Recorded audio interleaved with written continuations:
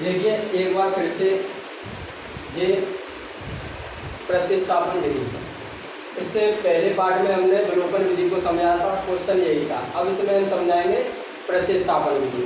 तो क्वेश्चन हमारे पास यही था, आप पिछली वीडियो में देख लेना कि हमने ये क्या किया था, सॉल्व किया था। जो बट्टे में था इसे हम क्या कर दिया था, सॉल्व कर दिया था। जो हमारे पास जो मान आ जाता था वो ये आया था।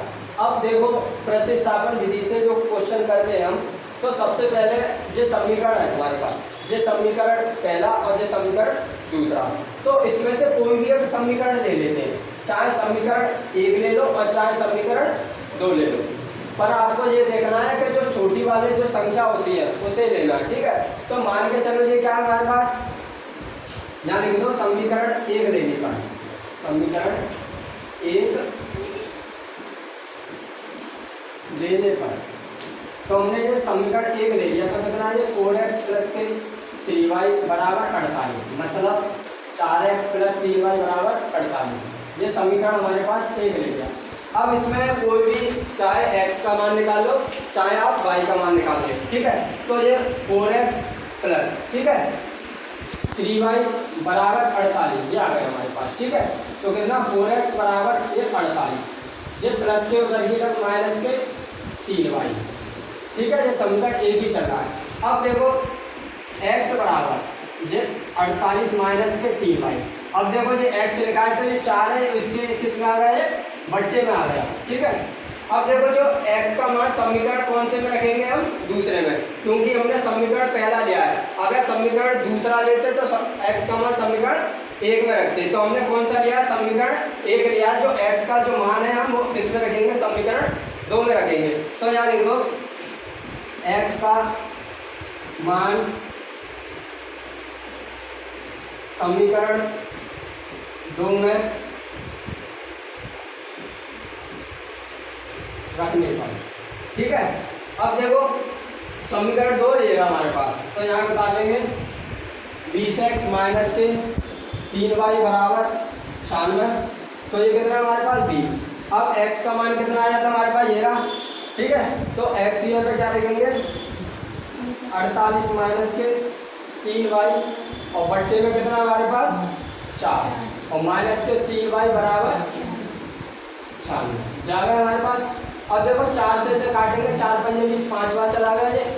अब 5 का अंदर बड़ा करेंगे तो कितना आ जाएगा, 144, 5 × 40, 240, माइनस 5 दिया 15y, और माइनस के कितना 3y बराबर 96। ये समीकरण कौन सा चल रहा है, दूसरा ले आएंगे, ठीक है।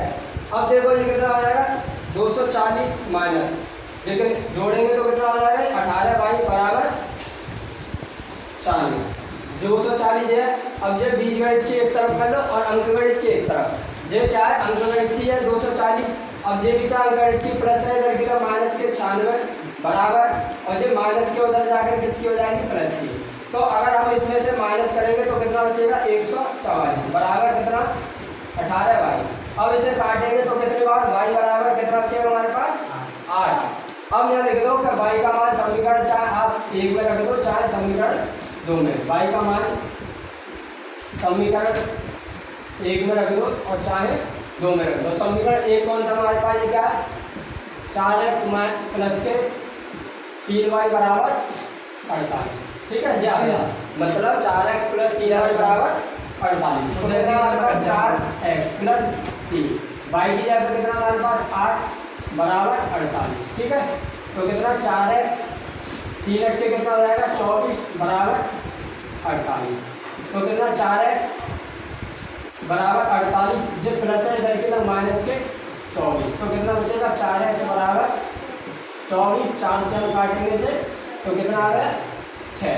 तो x बराबर कितना आ गया हमारे पास 6 और y बराबर 8। तो विलोपन विधि से भी हमने जो कराया था क्वेश्चन, तो क्या आ जाता, यही मान आ जाते, ठीक है। चाहे आप विलोपन से कर लो, चाहे प्रतिस्थापन से कर लो, चाहे आप वर्गीकरण विधि से कर लो, आंसर आपका यही आएगा। परंतु जो तरीका है, तरीके के हिसाब से आप क्वेश्चन करना, आपका क्वेश्चन कभी गलत नहीं जाएगा। Thank you.